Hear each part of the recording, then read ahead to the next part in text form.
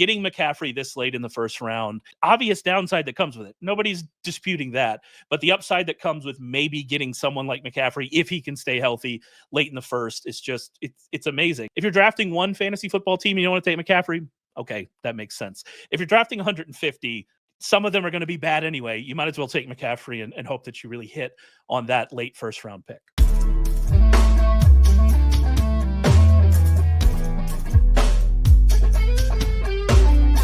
What is up, everybody? This is the Sharp Angles podcast. I am your host, Raymond Summerlin, and we are here to talk about fantasy football, do yet another best ball draft over with our friends over at DraftKings, which means there's only one person that I would like to be talking to, and that is Mr. Rich Hribar. How are you doing, my friend? I'm doing good. I mean, we are here, man. What are we, 2 days out from the Hall of Fame game? So like it's officially kind of here, the season. I do like all the tweets about this. This is our last Thursday without football for whatever. I was like, all right. It is the Hall of Fame game. Now, don't get me wrong. Preseason week 1, I will have a lot of DFS contests enters, assuming that we're still doing that. There was a year they took that away from us, but I think we're back for good now on our preseason DFS. So I hope for the best. But yeah, it's always like, I don't know, it's still the preseason. But yeah, we're here with every training camp report. Unfortunately, today, I don't know if you've been paying attention, every training camp injury, apparently. We're recording this on Tuesday, early afternoon, and like it seems like everybody's hurt. Malik Neighbors' shoulder. You can have my shoulder, Malik Neighbors. I don't need it. Please take it and just be fine. A lot going on. But the other thing we get out of training camp is we get a confirmation bias, confirmation of our priors. And actually, it's funny, and I wanted to talk about this because several of the players, if you watch the other drafts that we've done and a lot of the players that we've talked about, they're having really, really good beginnings to camp. And I know that I shouldn't pay attention to that and I shouldn't care.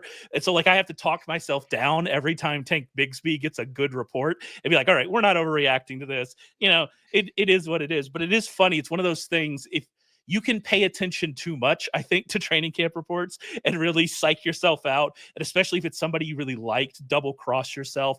Or maybe it is good information. Maybe Jaden Reed getting snaps in 2 wide receiver sets is good news. It would make sense for them to do that because he's probably their best receiver, right? And so like there's all this stuff that we talk about. But it's been a good couple of weeks for the Sharp football, fantasy teams. But we have to remember we're not going to pay too much attention to this stuff, right?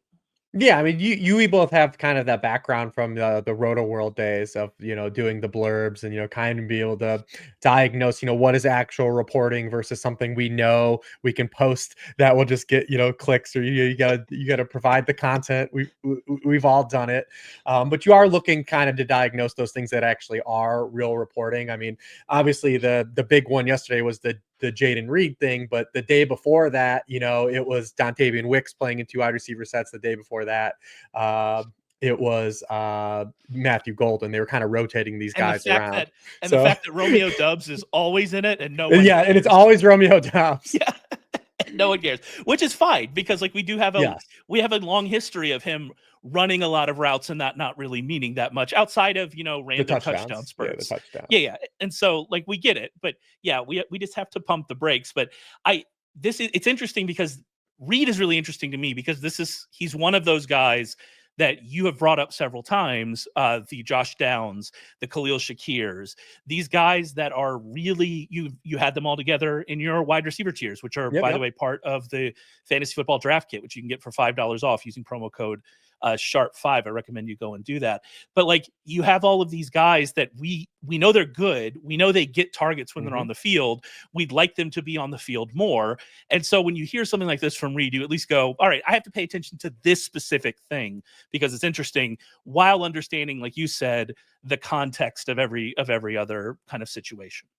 And Reed, even when I wrote him up in the tiers, was, talked about his situations a little more nebulous than the other 2 guys that you brought up. just because of, they did obviously use a round one pick on Matthew Golden, but I mean, he's a rookie wide receiver that, was a questionable prospect as well. Obviously no Christian Watson. So Reed being the player that he is, like you said, it would make more sense for a player that's been as good as he is. Also, when you follow the work of like Matthew Harmon, who does like reception perception, like just because Reed has been used a specific way, his profile actually showcases that he actually is a lot more of a full field wide receiver and is capable of winning as a wide receiver. We just need those opportunities to open up for him. Whereas like the Colts and Josh Downs, like, there still is Alec Pierce. They're still Adonai Mitchell. They add Tyler Warren, right? Like it's a lot more glommed up for him to kind of leapfrog those guys this year. Things could open up in 2025 and Alec Pierce is a free agent. Maybe they move on from Michael Pittman's contract if he underperforms again. And then Shakir like has basically the same identical situation as a year ago. They add Josh Palmer. So it's just really hard to kind of see, those two guys potentially leapfrogging, but it is a little open for Reed to say like, hey, yeah, this could still happen for him. So we actually are here, and I'm about to make a pick for us. We're actually here to do a draft, and I didn't realize that we had filled up a room. I'm going to take Christian McCaffrey here because we've been trying to take him in several of our drafts, and so we just need to do it. So we're going to be doing a draft in the DraftKings $15 million contest, which you can enter over at DraftKings.com. There's a $20 entry. So go and check that out. It's a wonderful contest. I've been, playing in it. We've been doing lineups in it. Again, we're going to continue to do this. Our last draft we did, I was very happy with. So go back on our YouTube channel, subscribe over there, podcast, check it out. I think that was a really good team. But again, this over at DraftKings, they're $15 million. We're picking from the 7th spot here. We've been picking a lot of time more around the turn, closer to the turn. I'm liking from a content perspective that they're maybe a little bit closer here, but we haven't gotten McCaffrey before. I wanted to get McCaffrey because I think that especially if you're like us and you're going to draft a whole lot of best ball teams this year, getting McCaffrey this late in the first round, the obvious downside that comes with it, nobody's disputing that, but the upside that comes with maybe getting someone like McCaffrey, if he can stay healthy late in the first, is just, it's amazing. And again, I've said this before, if you're drafting one fantasy football team and you don't want to take McCaffrey, okay, that makes sense. If you're drafting 150, I mean, some of them are going to be bad anyway. You might as well take McCaffrey and hope that you really hit on that late first round pick. Yeah, and if you listen to the injury show that we had go up last week with Jeff Mueller, and we talked about, Christian McCaffrey's history, because a lot of people bring up the Achilles stuff, and he brought up the difference between tendonitis versus tendinosis, and that, Christian McCaffrey had the former, which does actually go away. I'll try not to talk through our pick here. We'll circle back. So let's hit this in a second. So A-Chain went a few picks in front of us. That'd have been a fun start. McCaffrey and A-Chain. We've got Brock Bowers here, Ladd McConkey, A.J. Brown, Jonathan Taylor, Tyreek Hill. I guess I actually don't know where to go here. I mean, my top guy would be A.J. Brown. Pretty much a slam dunk here. He's kind of a firewall pick, I think. This is why I do like picks 8 through 12, because I do consider A.J. Brown kind of like that second round firewall guy. I don't mind the Bowers McBride picks in that area either, but I do think it's a little bit of a teardrop from A.J. Brown to then the tight ends and then the other receivers. Yeah, I've been always taking A.J. Brown ahead of Ladd McConkey as well, even though that's not where it goes in ADP. And I mean, we like Ladd McConkey, but like there are concerns with what version of this Chargers offense do we see based on kind of what we saw them do this offseason and the investments we saw them make this offseason. Do we get, we needed that McConkey, we needed that kind of pass rate to go up late last season for McConkey, and it did, and he, showed that he's good. And so that's, drafting good players. We always love that. But A.J. Brown's also really good. We expect the Eagles to have to throw more. We don't know what the Chargers are going to do. So yeah, I've been taking A.J. Brown ahead of McConkey, and I agree with you that after A.J. Brown here, you start to get a little, I guess I have to draft somebody is kind of where you get a little bit here. Yeah, and A.J. Brown, you just go back to his two previous years with the Eagles. He was that guy that did approach 150 targets. That's kind of the question we have with Ladd McConkey is, what does it take to get him to 150 targets? Well, A.J. Brown, the first 2 years in Philadelphia, did 1,500 yards receiving both years. We know the per target upside. He literally is like a Julio Jones level player in terms of like yards per out run. It's just he's been on offenses that don't throw a lot. But we have written, time and time again about the Eagles, and their expected pass rate jumping this year. I mean, they go from the fourth easiest schedule in the NFL to having the fourth hardest schedule. It's the most significant swing for a team based on our measures. They play 10 2024 playoff teams this year. They're just going to get pushed a lot more. And A.J. Brown was the wide receiver 5 in targets per game in the first half of games last season. But because the Eagles won so many games, he dropped a wide receiver 60 in the second half with just 2.5 targets per game. But I just did want to circle back to Jeff Mueller highlighting that Christian McCaffrey did like a different offseason regiment this offseason compared to last year. He did like a lot of sprinter drills, which like Jeff highlighted was like part of what brought on that tendonitis that he developed last year, and he's completely flipped around. Everything's been positive. We talk about the 49ers schedule, the upside. I really think there's not we talk a lot in the offseason about fantasy football in like a binary context, but it really isn't. Christian McCaffrey, I actually do think, is one of those binary players. Like if he's playing, it's hard to believe that he's going to fail based on his opportunity in the offense. So it just comes down to if he's on the field or not. And if you believe he's on the field, then he's going to probably deliver you fantasy points.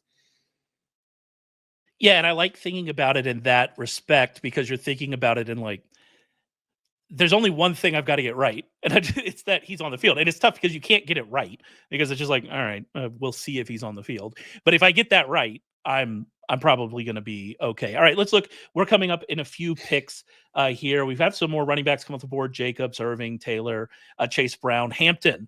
Very interesting now, up to 3-5 with the Najee news. So we continue to move up here for Hampton. Still on the board, we've got Josh Allen, Lamar Jackson, Davante Adams. Obviously, I think we're probably going to be targeting Jalen Hurts and hoping he comes back around there at 41 would be a good situation. That'd be ideal for us. Kyron Williams, Jackson Smith and Jigba, Breece Hall, Mike Evans. I would probably go wide receiver here and hope that Davante Adams comes back around. But Evans, I'd be fine with. But and there it is. I would take Davante Adams here. Where are you thinking here with Adams, Evans, Worthy, McLaurin, Moore, Rice in that range? Yep, that's the next. That's the highest player I have on my board. So I have no problem with going with Davante Adams. There we go, Davante Adams. I am interested still in Rice here. You don't have to do it because people are so scared of Rice. I do think people are getting a little bit. We probably got a little too excited about Rice, and now we're getting a little bit too worried about Rice, especially because people think, well, he's going to be a zero. He's not going to be a zero. He's not going to be in your lineup. There's going to be a replacement level player there, right? And so we know how many games we don't know yet, but we know that he's going to miss games. That obviously adds issues, but he's not missing games due to injury, so it's not like a re-injury risk. And so I have mixed feelings about Rice. I do still think Rice is – I would rather have Rashee Rice than Xavier Worthy this year, still with the suspension. And so I think he's probably being a little bit underdrafted still, but we'll see kind of how it all plays out. Had our early quarterback run go right off after us. We had Breece Hall, then Lamar Jackson, then Josh Allen, then Jaden Daniels. We're still looking good unless the person that's it's up to one. It's up to one gamer here to wreck us. But I mean, that's par for the course on these drafts that we've been doing, trying to get the stack. It'd be ideal if this isn't Jalen Hurts, but we'll see. Hey, look at that. Yeah, we did it. And so we end up with the Jalen Hurts, A.J. Brown stack, which I feel good about. I also feel good about getting Hurts fourth here among this group of quarterbacks. Like, I don't see much difference. Like, it's not like I think that Hurts should be drafted ahead of any of them. Particularly, I do think we may be getting a little bit ahead of ourselves with Jaden Daniels. I'm not sure. But I mean, I have Hurts over Daniels. Just the touchdown equity is so strong. I mean, I wrote about it again. You're posting the red zone quarterbacks, I think, today, and just the nuggets of just with the tush push getting cleared. I mean, from context of fantasy points scored from the 1 yard line in the 2000s, Jalen Hurts last year in 2023 is 2 of the top 3 seasons of the past 25 years. Like it's just one of those. It's just one of those things. You get so much extra weight because those are 6-point touchdowns versus 4-point touchdowns as well. The start of this team, although we're a little longer in the tooth, whereas like this team would have been really great 3 years ago. The touchdown equity on this roster so far with our first 4 picks is tremendous. Like we have all guys that could have double-digit touchdowns, and that's including our quarterback, like non-passing touchdowns. Yeah, that's the thing about Adams. I don't know if it's discussed enough. It's something we talked about. I think you and I both wrote about it like independently immediately after he went there. Was like Demarcus Robinson is gone, Cooper Kupp is gone. There are in zone touchdowns available for Davante Adams Mhm. in this offense. And, we already kind of have seen that obviously we know who Davante Adams can do in those spots. And so getting him there is like a red zone weapon, even if Puka is going to come around with 30% of the targets because of how they run their offense. Unless things change, things can change, right? We can't just assume. But based on how they've run their offense in the past, the target's going to be there for him to be a relatively high target share player. But more importantly, those end zone targets are probably going to be there for Davante Adams. And I think that's what you're getting excited about. After Mhm. us went Joe Burrow, which that's to me high for Joe Burrow. That's relying on Joe Burrow being as good as he was. Without a Bengals receiver, Joe Burrow. I'm not sure about that one, but it might work out. Had a run of wide receivers, these kind of second tier wide receivers, some of whom I like. Rashee Rice, I like George Pickens, I like Ridley. That's I think a little high for Ridley, right there. But Ridley's been getting a lot of good reports. Obviously, Treylon Burks, you Mhm. know, it is what it Pour is. one out. Pour one out for Pour one out. Treylon. For us, I think we're hoping that we get DeVonta Smith back here because if we get DeVonta Smith back here, we're Oh, a feeling nice little really good double. about the start. I would feel great about doing that double. And I think I would. I think we're going to get it, but we'll see. We have one more pick left here. If not, we're looking at here we go. It's DeVonta Smith. We don't even have to Yeah. discuss it. This It's is easy. DeVonta Hey, Smith. listen, sometimes it builds itself. Sometimes it builds itself. So we started out here: McCaffrey, AJ Brown, Davante Adams, Jalen Hurts, DeVonta Smith, and I'm not going to lie to you. I'm feeling okay about that one, Rich. I'm feeling pretty good about that start. How about you? Yeah, I like it a lot here. Like I said, touchdown equity. We're building stacks, just letting the draft kind of come to us naturally, and not forcing the stacks either. So everything's kind of setting up to start off good. Let's see how you can keep this train moving in the middle here. Yeah, we'll see. We'll see. So, had a couple running backs go off the board here around us: Kamara, Walker, Henderson, Connor, Hubbard. Right Yeah. after us, we're down to Harvey, Swift, Montgomery, Caleb Johnson, Joe Mixon. With his injury situation, I don't think we're really touching him at this point. Aaron Jones. There have been some negative for Aaron Jones, positive for Jordan Mason reports coming out. With McCaffrey, this is probably a spot I would avoid running back and try to look more at the wide receivers again. Maybe look to shore up tight end. At tight end, we still have Laporta, Kelsey, Hawkinson, Ingram, Mark Andrews. At wide receiver, we got Waddle, Hunter, Deebo Mhm. Samuel, Jacoby Myers. Waddle just went off the board. Rome Odunze, our one true king, Chris Olave is there as well. What are you kind of thinking here? Yeah, I mean, Harvey would have been the one guy I could have maybe been kind of coaxed into just for the upside play and mix in a little bit of youth into this roster. But we're in a pretty solid spot here, I think, to probably just continue plugging away at wide receiver. I would assume that we'll both want George Pickens if he's there. George Pickens went actually 45. He went Oh, 4-9. did he? Oh, I missed Yeah. it. Yeah. Oh, yeah, he did. Okay. But yeah, no, that's a little higher, I think, than traditional. So we got Deebo, Jacoby, Rome Odunze, Chris Olave, Jerry This would be, Jeudy. I mean, I know we took him on the last one, but I mean, I think a pretty, We're just taking Chris Olave again. Like oh no, there he yeah, there goes. we go. We There he got goes, sniped Olave. finally. We got sniped. I'm high on Odunze. I know you're not as high on Odunze. I do like Odunze this year. Again, this is one of how much of the camp hype are we buying? But like the camp hype about his target share and what we expect to happen is good. Again, Myers there, Judy, Diggs, Shakir. Who are you thinking? Yeah, kind of nebulous here. If you feel really strong about a player, I think that's fine. Kind of looking. Yeah, You I'm have a taking Dunze now. Odunze. Congratulations. There we go. Uh, You had to force one to me. yeah, I like Odunze this year. I think that I had some we'll good see what notes happens. on him in the wide receiver red zone article that's coming out this week. So I do feel a little better about that too as well. Well, I just think, I mean, the situation can't get worse. Like that's step one. Situation can't get worse. I am a little bit concerned about just the overall passing volume of that offense, but I don't think that the target, like Luther Burden, like there's just it doesn't seem like that's happening for him. Colston Loveland is there. I just think that we could see Rome Odunze, end up with a like a 23-24% target share with better usage. I think he's a good player. And ultimately, if you're getting that at, the 6th round, I'm willing to chase that upside. Would I rather have Olave? Yeah. Would I rather have had Juwan Jennings and maybe chased Purdy later and really kind of built a 2-quarterback team that we feel really good about? Yeah, I'd have liked that too. Oh yeah, that could have been interesting too. We still have a lot of options though, because we've done, listen, every draft that we've done so far, the one constant has been 49ers players. And we started off with one here. We draft 49ers. That is certainly something that we do. But yeah, no, I'm feeling really good about Odunze this year, and we'll just have to see how it plays out. All right. What about tight end here? Are we thinking, I mean, it seems like this is probably a wait spot. Yeah. I would assume for tight end now. Yeah, I mean, I don't think the only one would be at 8-5. So we're coming up in our 7th round pick. At 8-5, I would consider Evan Ingram just because I really like Evan Ingram this year, but I'm not taking Hawkinson here. I'm probably not taking Kelsey here. So yeah, there's not a ton that you're interested in. At running back, we still have Mixon, still have Aaron Jones, Brian Robinson, Tony Pollard, and Jordan Mason is getting interesting in this range. At wide receiver, we have Shakir, we have Pearsall, we have drafted before, we have Godwin, we have Downs, we have Kupp. Any of those names sticking out to you? Not really so much. Kind of a nebulous spot here again. And so we probably need to add running backs in this last little pocket here before like they completely fall off of a cliff.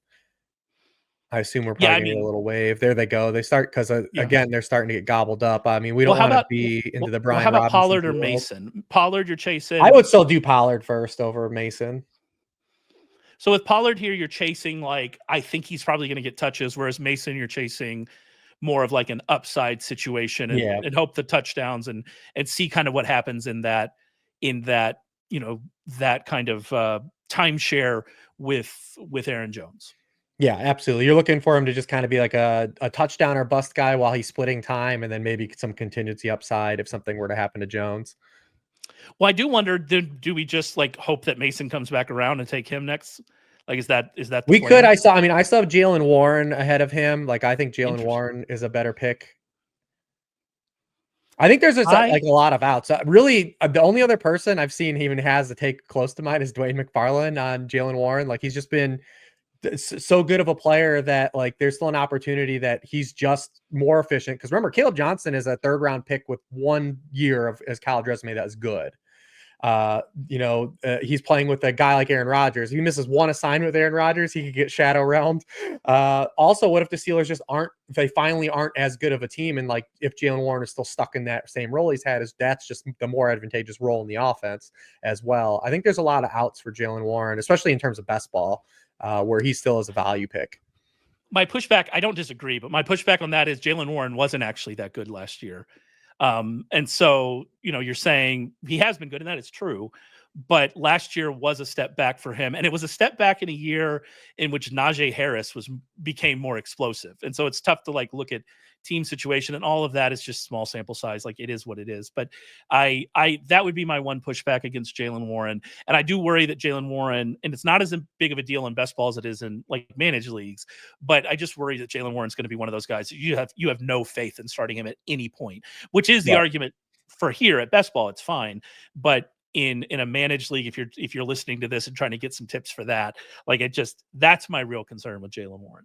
I still think he was plenty efficient last year through a bunch of injuries. Like a bunch of injuries, was still a more efficient player than Najee Harris. I mean, that's not. Well, I'm just saying a lot of people. A lot of people are treating Caleb Johnson at face value of being in the Najee Harris role. Like he's just going to absorb what Najee Harris had. Well, first of all, that role wasn't really conducive for fantasy points. Second of all, Najee Harris was a better prospect than Caleb Johnson. Like, I mean, I think that Caleb Johnson's, well, I guess it's just shorthand, is just saying like Caleb Johnson's being overdrafted more so than my argument for Jalen Warren. Yeah, I'm fine with that argument as well. I think that maybe we're looking for something that's just not going to be there for either guy is kind of my argument for it. And so that would be kind of where I would land with it. But I'm fine having Jalen Warren. Well, I think have we drafted Jalen Warren on every team? We at least drafted him on 2 of the 3 of these that we've done. And so this is definitely. I mean, he just kind of goes in this last spot where he's at like the end of like the usable running backs. especially when you talk about some of the receivers he goes up against, like the Cooper Kupps of the world, like you're probably looking at just a lot more upside outcome. Although I did see a tweet yesterday, I can't remember who it's from. I'm sorry. I would give you credit because it really made me laugh. Was we're taking backup running backs ahead of Cooper Kupp. Please find Jesus, which really really got me. Yep. Whoever tweeted that, you got a good laugh out of me. We're starting to see the tight ends go here with In the Kelsey. QB runs. Yeah, because this is like that spot where once you get to like Jaden Reed, Jalen Warren is when you start to see the onesie positions start to clip. Tyler Warren ahead of Evan Ingram, which is interesting. There, I mean, I could definitely see if Daniel Jones wins this job and we get a lot of Tyler Warren targets. Like that's certainly something we can see. It seems like Pittman picked up an injury of some kind. I don't know how serious it is today. I believe we're recording this on Tuesday. He picked that up, so we'll see. We'll see how that goes.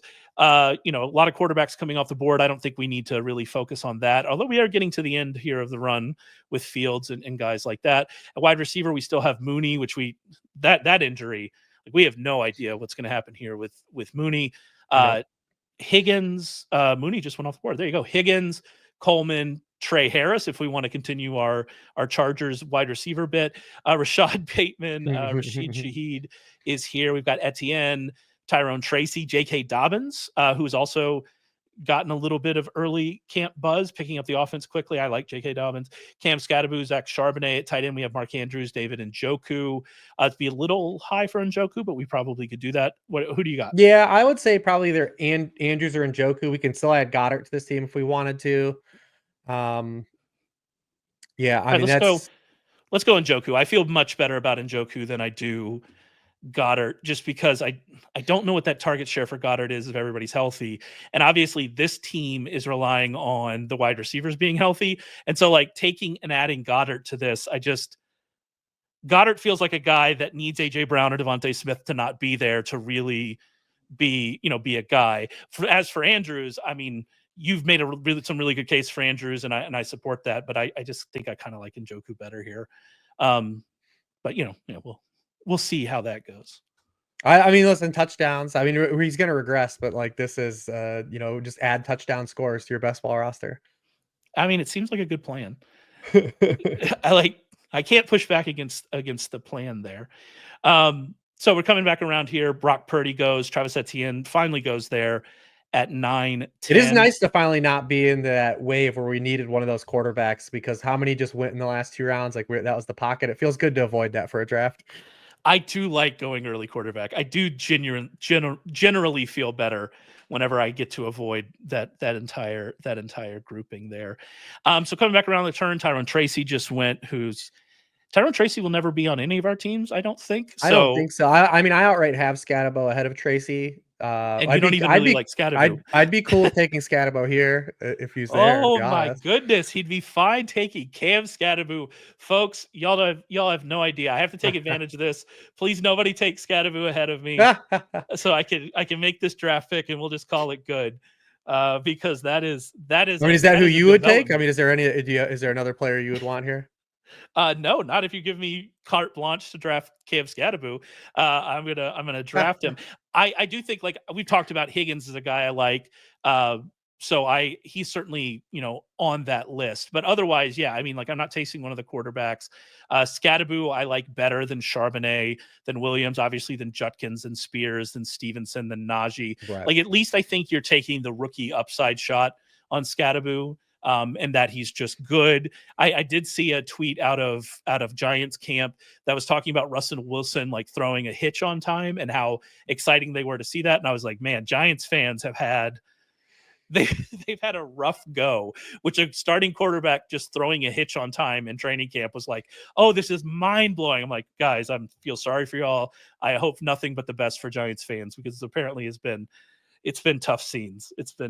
But yeah, I like Skattebo better than those guys. Although I think your overarching kind of idea about Skattebo is that it's kind of similar to Jaden Warren, Caleb Johnson for me. Is like, yes, there just might not be anything there for that entire offense. They have 2 guys. It just might not ever work out for either of them, which I think is a fair take on someone like that. Yeah, and he's someone I've tried to mix in a little bit, just for the fact if like he does, because he's one of those like try hard running backs. Like Skattebo is a guy who like, especially in these workouts, like he's like I said, he's a try hard running back. He's a work hard guy, and like coaches are gonna glom onto that stuff, and it's gonna like, lead to some opportunities for him.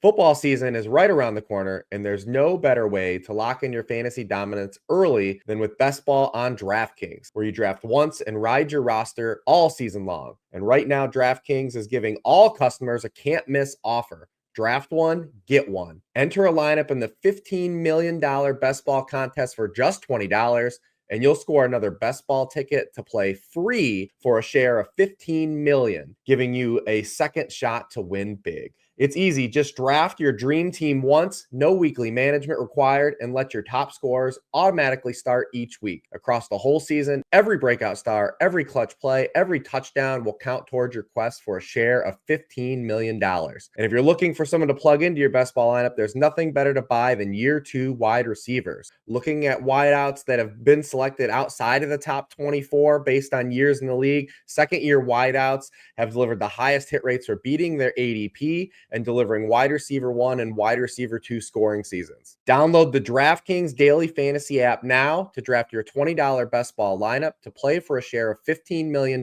and get a second ticket to play free for a share of $15 million. That's 2 chances to win big without ever setting your lineup again. Draft one, get one. Only on DraftKings. The crown is yours. I do think it's time to start thinking about like maybe who the second quarterback is going to be for us. I don't even know, like there's no real obvious, maybe a Stafford. If we want Oh yeah, we have to, a potential for a Stafford. Stafford is I'll cue Stafford. We've got time on him Because we don't have to reach for him either. Yeah. We could certainly wait on Stafford. The quarterbacks left we have here: Trevor Lawrence, Michael Penix, Tua Tagovailoa, Bryce Young, Stafford, Cam Ward, Geno Smith, Sam Darnold. That gets to about Bryce Young is someone that has backdoor stacking opportunities too as well, which is fun. Especially if we're looking for that third tight end. I don't know how you feel about Jatavian this year. We are getting a tight end run in front of us with Tucker Kraft, Jake Ferguson, and Colson Loveland going off the board. That's such a big gap between Loveland and Warren. Like, am I wrong? I'm gonna have to go back and look at ADP. That feels like that was just very early for Warren. From what we've seen, we saw him go so early. See Coleman go there. So we still have Kincaid likely. We do have Goddard. I've kind of expressed kind of my thoughts there on that. Pitts, Jonnu Smith, Zach Ertz, Strange. Is this a place where you want to go, or do you want to do more like 2 later tight ends at wide receiver? We have Mims. We've drafted Mims before because I like him. We have Kirk, who I know you like. Hollywood Brown. Actually, Hollywood Brown came up injured today. I don't know if we're taking him. We don't know what that's going to be like. Quentin Johnston, if we want to get on the Chargers thing. Burton, I don't think so. Kyle Williams. my top 2 players are Kincaid and Kirk right now. I literally have them 101 and 102 overall. So like they're all right. Let's do Kincaid because I do think because we haven't taken him. Yeah, there's some fun like post hype stuff here with Kincaid, right? Similar to what we talked about with Jaden Reed and his teammate Khalil Shakir and all of Josh Downs and those kind of guys. We just need Kincaid to get on the field. If he's on the field, he's getting targets, and I think we're happy. We just need that to actually happen. And so it's possible that we see his usage change as we kind of move forward. Yeah, I mean, he still has the obstacle because it's his biggest obstacle is the 11 personnel stuff, because when the Bills want to play 11 personnel, that Shakir is their locked in slot receiver. So he has to be a better blocker on those downs than Dawson Knox has been. That's kind of the hurdle he still needs to clear. But in these kind of best ball PPR, full PPR is where I would be looking at Kincaid, because I just don't think the touchdown equity is there for him. Only 7 end zone targets through 2 seasons. He had fewer end zone targets than Keon Coleman did in an abbreviated sample for Coleman. So the full PPR stuff, his career trajectory looks a lot like Evan Ingram's. And he was like my number 1 comp, like coming out of college was Evan Ingram, and he's literally been like the same type of player. Which is not bad because it had a 110 catch season with the Jaguars. That was that was very early. That was very early for Matthew Stafford at 136. All right, we'll take Kirk here, and we'll take it to the bank with Christian Kirk. All right, so we're gonna be going into the 11th hour at quarterback. Well, like Not really, because of how early Stafford just went. And so that's true. Tua's still there, Bryce Young is still there, Ward is there, Geno's there, Sam Okay, yeah, Darnold. we're all right then. Yeah. We don't have like great stacks for those guys, but we've got such a good stack with our primary guy. I think that's fine. I do think when we come back, getting Bryce Young would be interesting, especially if we add in. That. If you think he'll go, No, I said I'd be for that. Before that. Yeah. I think that would be very interesting because, like you said, we can stack him pretty easily late if we want to. If we want to get interesting with Darnold, we could always draft AJ Barner or Elijah Arroyo, right? Like there are fun things we can do to try to add some of that stacking to this. How are you feeling about that, by the way? With was Judkins the first? Judkins is the first Browns back drafted. 132. Judkins went off the board. So still going ahead. I'm pretty sure he's still going ahead of Sampson and Ford. Or was Ford? No, Ford and Sampson both still available. Ford still going after Sampson and ADP. I assume that's going to switch at some point. I think that's fine though, because we know kind of what Ford has had opportunities the past 2 years and hasn't really done a lot with them. I think if you're like a 0 RB team and you're just looking for a guy like to start the season and be like a guy that's ranked as like RB 30, like Jerome Ford is fine to add to those rosters, but I still think you would just take a swing from that situation on a guy like Sampson between the two. Yeah, I don't know. Like, is Sampson even that kind of player? Would be my question. I mean, we don't know. At least is in the realm of possibility where it could be. Yeah, and there's the continued quarterback run. This could be a concern. We could. That's why I said, like, yeah, when you're always at that spot, like it continues to go. You're never safe on DraftKings. It's the one thing to learn is like just always take your quarterback. Well, I think we have to take either Geno or Sam Darnold here. Then, like that's kind of where we are. It has to be one of those two. I would take Geno. I would take Geno as well. So let's hope that it's there. I didn't know I was going to have to make a strong Geno versus Sam Darnold take on this my Tuesday, but here we are. We have to make it. So let's hope that Geno sticks around. Jaden Blue still going there at 149. There's my one true love, Tank Bigsby, at 150. I was interested in what like the early reports were going to do about Jaden Blue's ADP. There was a report that was like he wasn't a hard worker, and it doesn't. Which was kind of an erroneous source as well. Yeah, it hasn't seemed to really affect him at all, which is good. And then we hear good reports coming out after that, maybe perhaps pushed, in a PR way, but that's fine. So I think it's fine that we didn't affect that. That's one of those that we talked earlier about not letting some of these camp reports sway you. And that was one where I was like, yeah, I don't know about this one, Chief. So feeling good about that. Got our second quarterback. I think that'll probably be the end. I still think we add a tight end. We're at 4 running backs and we're at 5 wide receivers. So, we've got 15 spots to split among those positions. So we'll see kind of where we end that, 7, 8, or maybe a 6-9 there and see where we go. But either way, I think we're probably looking running back, wide receiver. Most of our picks, the rest of the way out. Any of the tight ends here worth chasing with, Jonu, with Zach Ertz, with Britton Strange, with Gesicki, Hunter Henry. Anybody you want to chase here at 161? Not really. I think it'd just be a situation where I'd be comfortable with already 2 on the roster, just kind of pushing and seeing where it falls. What about, so we've got Najee Harris here. We've got Trey Benson, Tyler Algier. We've got Ford, as we talked about, Jalen Wright, Roshan Johnson. At wide receiver, we've got Wandale, Jack Beckstill, Xavier Legette, Josh Palmer, Pop Douglas, Demario Douglas, Alex Pierce. Anybody there stand out to you?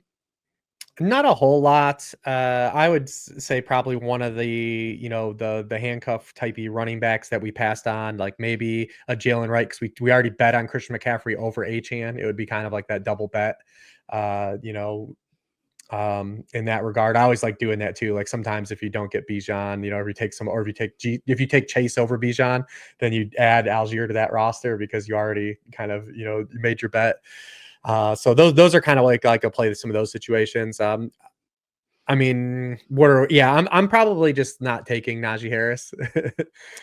Yeah, that's where I am too. And that is definitely a departure from where I was after, kind of after the fact. Cause I did think we've just seen now a couple times Najee Harris just be a guy that coaches like, but this whole situation is just it's so unfortunate. I would say Najee Harris actually just went off the board at 163. Yeah. It's And we have unfortunate. bullets on guys that are going to be playing. Yeah. Like that were like the Jalen Warrens of the world. So like I don't mind taking like a swing on like an outright contingency player.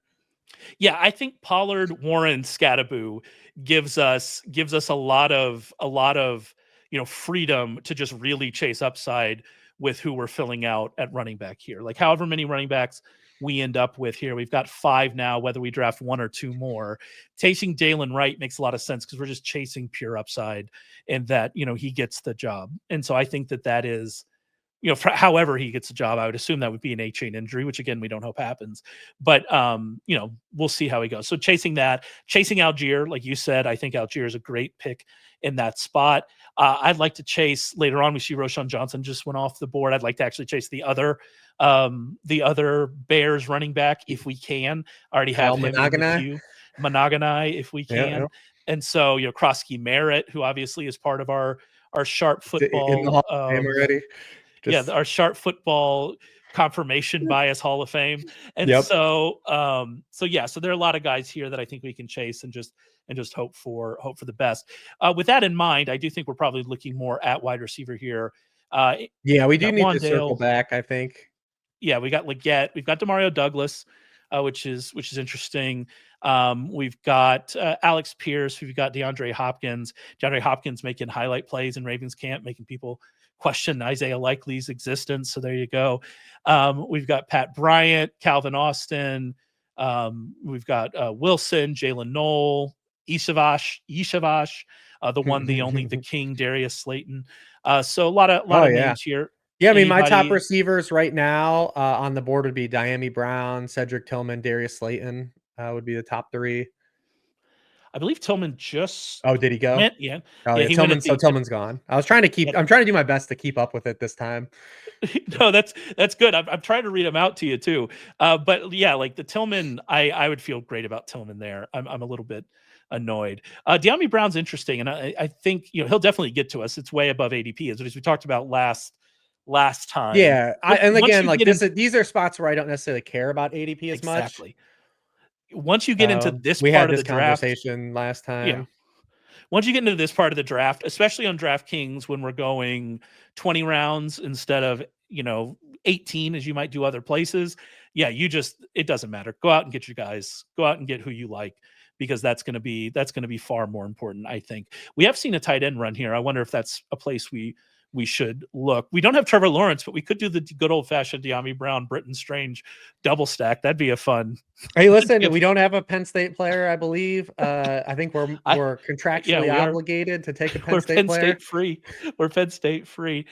So we gotta. I mean, Miles Sanders still available. You have not pushed him off yet. So like this could be. I mean, we don't have a Penn State guy yet, so I assume that we'll get one. I do like that spot for Anthony Richardson too, especially in these DraftKings, the 20-round leagues, just because the upside in these best ball leagues for Richardson. I saw someone say something about like Anthony Richardson being like the same bet as Justin Fields, which just isn't true. No, Justin Fields doesn't have competition for starts. That's the concern. The concern for Richardson is both injury and then also that he's just not the starting quarterback. Daniel Jones is. So that point is not valid. But there is still, if Richardson is the starter, if Richardson and Justin Fields are both starting, they are a similar kind of fantasy bet, right? But obviously there's that second step there for Richardson. So it's just something to think about as we're trying to. I would still anticipate both Colts players starting games. I have not wavered off of that kind of take the entire, I don't think we'll see a full season starter. No, I don't think so either. We have had such a tight end run. I think we probably should take one here, but I don't know, just to fill out this third spot. We got Gesicki, Jonnu, Henry, Strange, Arroyo, Kongwu just left. After that, I mean, we've got Kate Otten, Mason Taylor, Pat Freiermuth, Darren Waller, Dalton Schultz, Juwan Johnson, Theo Johnson, Jatavian Sanders, Terrence Ferguson. Anybody there really even stick out to you? Or is this... Not really. Yeah, I guess we're letting it ride. We're just letting it run there. So wide receivers, anybody you're thinking about here? Not necessarily. I mean, we still have Algier on the board, right? No, he's gone. He's gone. Missed him. I was looking at him. Yeah. Am I taking Miles Sanders? Am I drafting Miles Sanders? Is that what you're telling me? Is he going to be our final running back selection? If you're worried about him not coming back around, I'll allow it. I No. suppose. Oh, Whatever. We took him. Slayton We ran would out be of time. fine. We ran out of time. We took him. I do think Slayton probably comes back, but we'll see. You know what's funny about this is Was Braylon Allen gone? I didn't see. Was Braylon Allen gone? He would have been, I think, a good. Oh, he was gone as well. Yeah, he was gone. All right. Cool, he's gone. The what's funny about this is we talked about kind of the running backs that we should be targeting, and then as a joke, we take Miles Sanders, who does not fit the bill at all of the running backs that we should be targeting in this situation. Fits the Penn State quota, though. Yeah, I mean, we had to after Strange went, that was it. We had to draft Miles Sanders. I do like Miles Sanders. I liked Miles Sanders a lot better when I was able to get him at the very end of drafts than now, which I mean, 16th round still pretty late, right? But like I did like it more when other people weren't on Miles Sanders either. That was certainly feeling better. Now, I mean, at this point, unless we're taking one of these late tight ends, and if you can think through and tell me some of the late tight ends you might be interested in, we're just pounding wide receivers here and hoping for the best, I think.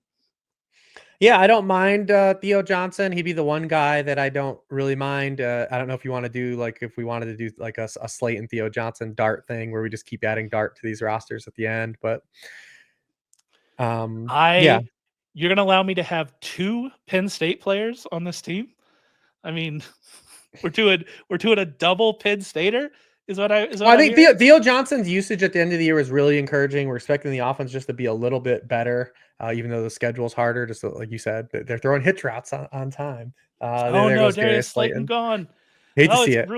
It's ruining everything for us. I really did not expect that to go. I need to stop talking about Darius Slayton because everybody definitely. Well, it's starting to get around a little bit. You're starting to see it. He made a one-handed catch, which is the only camp highlights you see are one-handed catches. I tweeted something yesterday. Like, show me something boring. I want to see something boring that I could count on.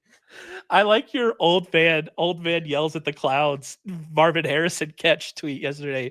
Really got me. It was a cool play. It was a cool play, but you were like, "Hey, this is really cool that he did this, but could we see a crosser?"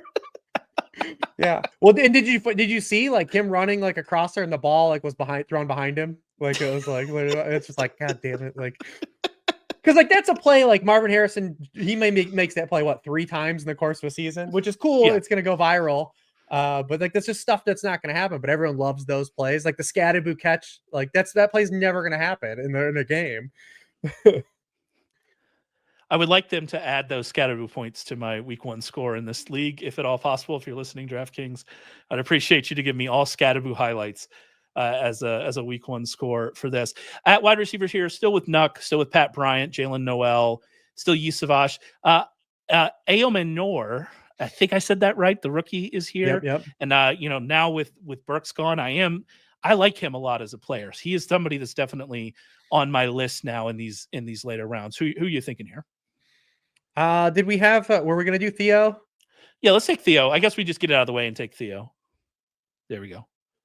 Just because there was some K-Dot and had just gone. Mason Taylor. We were kind of in that zone. What do you think about any of those Titans wide receivers not named Calvin Ridley? You just don't care?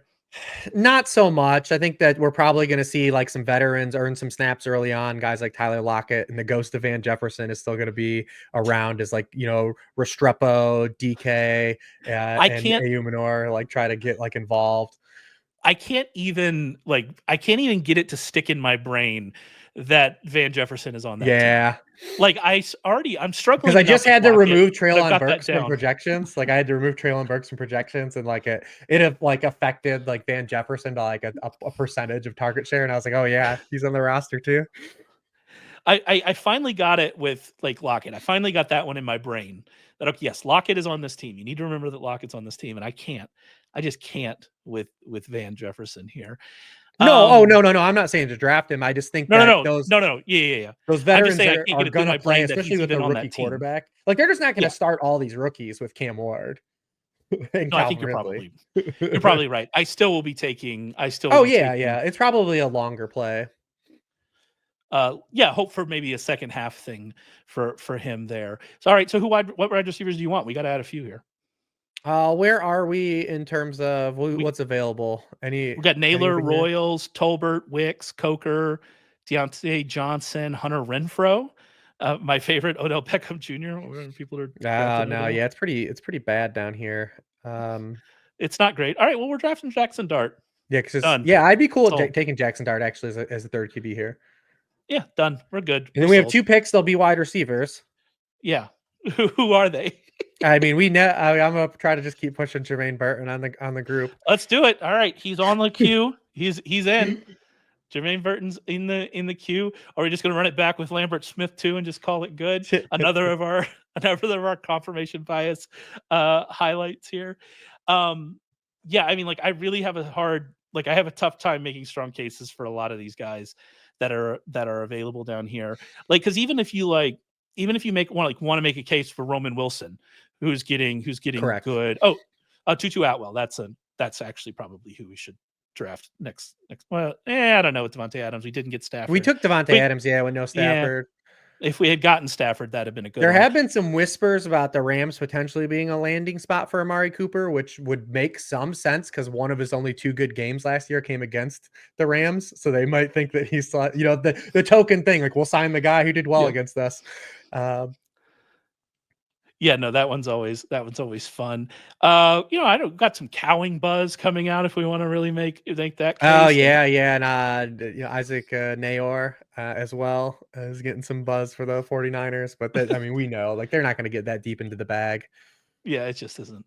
It isn't there. Yeah, we're just gonna have to make some picks here. But like the thing is, like if I'm making a case for like Josh Reynolds having running routes or whatever, like right. Who cares, right? If I'm making a case for Roman Wilson running routes, which I do think is probably going to happen, and I like Roman Wilson, who cares? I guess we could make like a Jalen Naylor case here. You're seeing that too with Josh Reynolds, like has been like kind of like cemented as like he is the clear wide receiver too, but it's a Justin Fields wide receiver too. Yeah, exactly. Like so, I just like who cares, right? It doesn't really matter to me. And so I like that's kind of where we are here with a lot of these guys. I didn't know Renfro had gotten firmly into the drafted category. I guess it makes sense, but like where's he playing if Adam Thielen is? Yeah, he's literally a contingency bet for Thielen because we have seen Thielen miss time the past 2 years and like that role in the offense not be able to be filled. So I think that's where he kind of is. Yeah, that's where we are. All right, so we're taking Jermaine Burton, and then we're seeing what happens after. Oh, Noah Brown off the board right in front of us. How dare! I've been also seeing the T-Slaw lately. I've seen a little bit of T-Slaw buzz. I just don't know, like, where is he getting targets from? Is my question. I don't understand. How is this happening for him on a team that, it's not like it's going to be super pass heavy anyway. At least we wouldn't expect it to be, even with the offensive coordinator change. I think we know what Dan Campbell is looking for. So yeah, that one has been a little bit perplexing to me, but it's not like you're making strong cases for anybody at this point in the draft, so it is what it is. Right.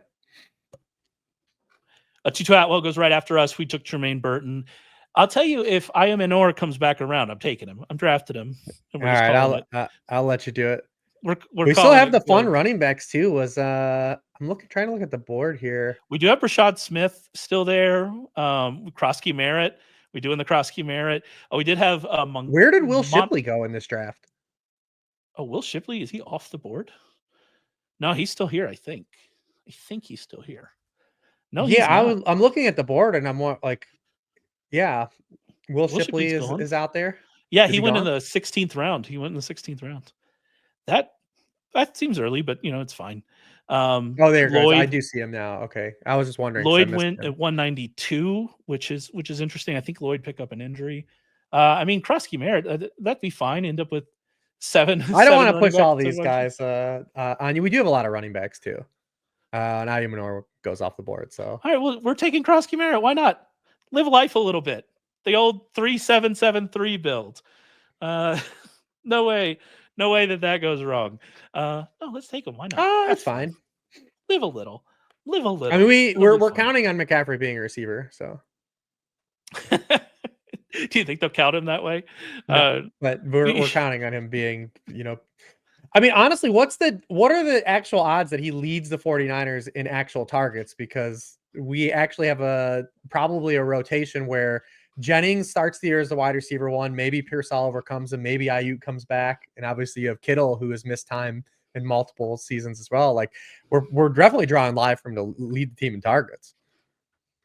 Yeah, that whole situation is so nebulous. And it's nebulous even like the problem with it is I really like Jennings this year.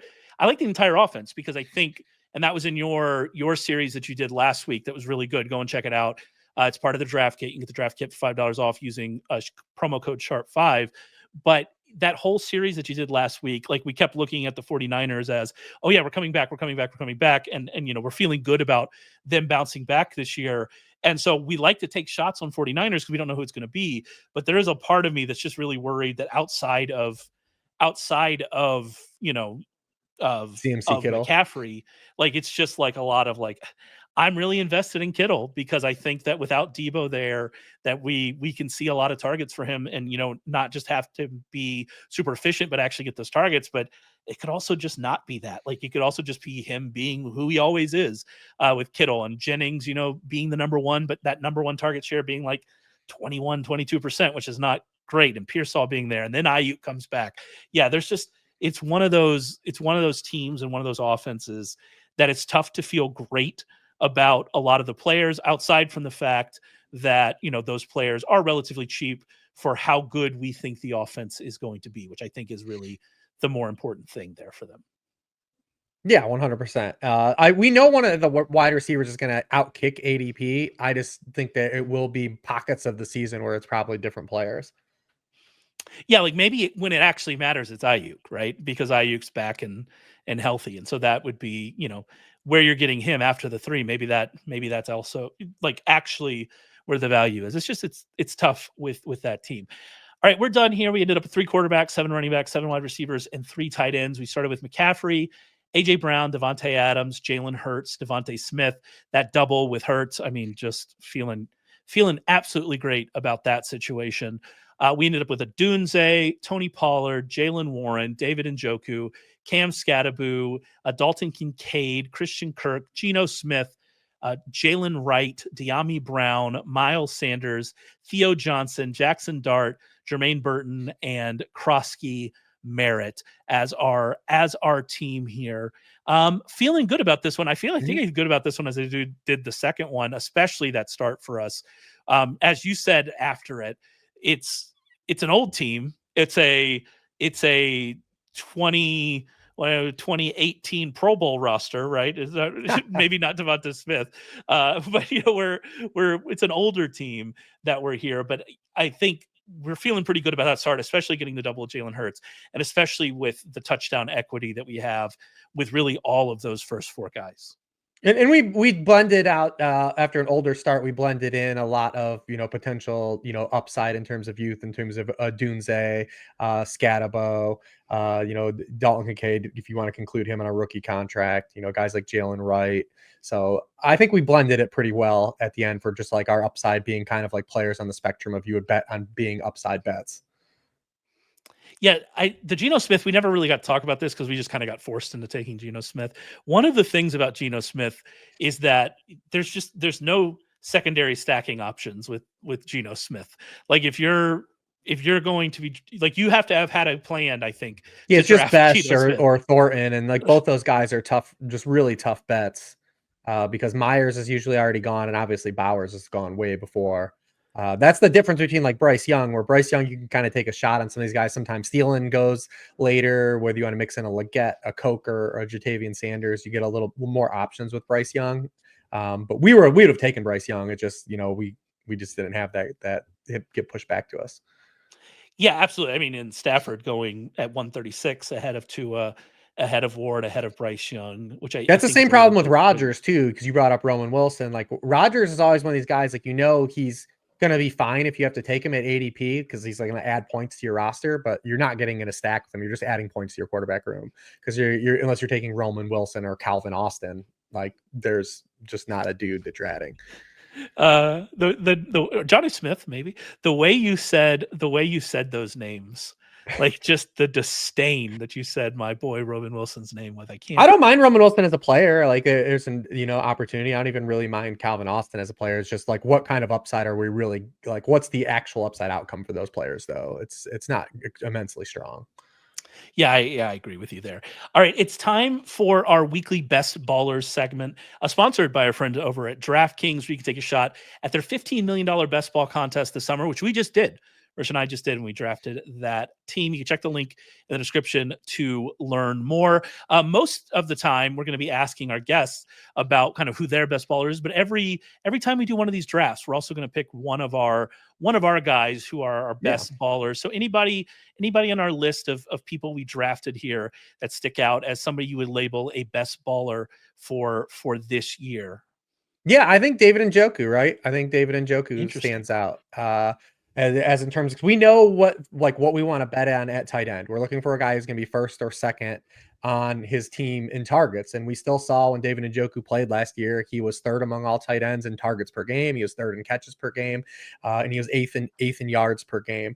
And also, we could have potentially an improved quarterback situation. I know it sounds crazy to say. The bar is that low, though, for the Browns. Well, first of all, if Joe Flacco starts, we've already seen the sample of Njoku with Flacco. I mean, with Flacco in 2023, Njoku averaged 2.4 yards per out run and was targeted on 28% of his routes. Also, there's potential that if we eventually turn this over from Flacco to one of these rookie quarterbacks, albeit Dylan Gabriel or Shedeur Sanders, both of those players, I think, where they operate and where they had success coming out of their collegiate profiles is conducive to kind of those short area targets that Njoku's going to get. I mean, Gabriel is a very experienced player. He's more of a bus driver into that shallow intermediate areas of the field. And then Shedeur Sanders, when he was able to operate on time from a clean pocket, did complete 80% of his passes. So I do look at a David Njoku and saying, like, yes, is it overly intoxicating to take a Cleveland Browns pass catcher? Absolutely not. But at a tight end onesie position, I do think he checks all the boxes kind of we're looking for in terms of what could be a value pick. Yeah, absolutely. And I took him ahead of Andrews for that reason. I also think just we're talking about like target equity in the team. Obviously, we're not as interested in the Browns as we are interested in the Ravens. But I think a lot of the usage stuff we saw out of Andrews and how reliant Andrews was on touchdowns last year is really a concern. Whereas in Njoku, I feel pretty okay with him being, at worst, like the third target share. I like him to probably be second on that team in targets to Jerry Jeudy, assuming health. Obviously, Cedric Tillman had a good run when he was healthy after the Amari Cooper trade. We have no idea what to expect from Deontay Johnson at any given moment. But Deontay Johnson, even last year, was still a guy that got open. So we'll have to see how it all shakes out. But I think from like a target, like how big of a target share can you get? You feel pretty good about Njoku there, even if you're not feeling as great about the offense. But I do think your point, and again, that series you did last week about like regression and stuff like that, there's no way the Browns are worse than they were last year. It just can't happen because they're not going to be top 10 either, but it all counts. Yeah, they literally can't be worse than they were last year from a touchdown perspective. So yeah, I'm there with Njoku. Obviously, I pushed the button on him ahead of Andrews, and so we're feeling pretty good about that. We can't talk about like AJ Brown as our best baller because he goes in the second round, but I do think he's a guy that both you and I just think is probably a little bit firmly underpriced above here. I think he's arguably one of the more comfortable second round picks that we have. Like, exactly what you're getting, where the upside lies, where the ceiling lies. So like, it's just one of those picks. Like, I feel really good. I feel like he's a firewall player at ADP. I think after him, you kind of start to like talking yourself into the players more than you are like really excited to pick them. Right. Yeah, he and London are two guys I have to force myself not to take in the second round because I'm taking them too often in the second round. Like, that's kind of where I am with both of those guys. And London, I mean, like, I'll take London at 12, 13. Like, I feel that good about him. And like you said, AJ Brown is that kind of firewall guy for me. And so I'm having to, especially when I'm picking at the back of the draft, which is where I want to pick, I'm having to like purposely pass on them so I don't end up with like 70%, AJ Brown, which I mean, maybe that's just what I need to do is go 70% AJ Brown and just be done with it. And so that's kind of where we are. All right. Well, I mean, the fact that he usually goes after, or Hurts usually goes after Burrow, Obviously not in our draft because we had AJ Brown, but usually Burrow goes ahead of Hurts too. Hurts is usually QB5. You're able to just kind of get him with Hurts too, and you get the double dip, and then you can do DeVonta Smith, Goddard. Like the Eagles are just a team that are too good of an offense to be this easy to stack this year. Same with the 49ers. Like there's just the offenses are too good to be able to stack. Like it feels kind of like we're getting away with something. Yeah, every time I end up with a Purdy stack, I always feel that way. I'm like, this, and even feels, more so with Hurts, just because Yeah. Purdy's one of these guys that we are higher on than ADP, and we like him from like what he offers from a floor perspective, but he still doesn't provide like the ceiling weeks. Whereas Hurts, you're getting those front end absolutely. ones. Unless we get running Purdy to stick around. Stick around, keep using those legs, buddy. We're here for you for sure. All right, that's it for us. Another one of these drafts down.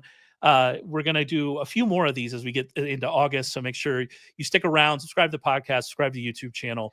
We really appreciate that. Head over to sharpfootballanalysis.com to see all of the work that Rich is doing. Just incredible. He got the tiers out, and the tiers are amazing, and you should go and read the tiers. We even condensed all the tiers into a PDF that you can take with you on the go. It's pretty easy to download and to kind of maneuver around using bookmarks and stuff. So go and check that out. If you're a subscriber, make sure you go and find that, download it. It's in your dashboard. Check that out.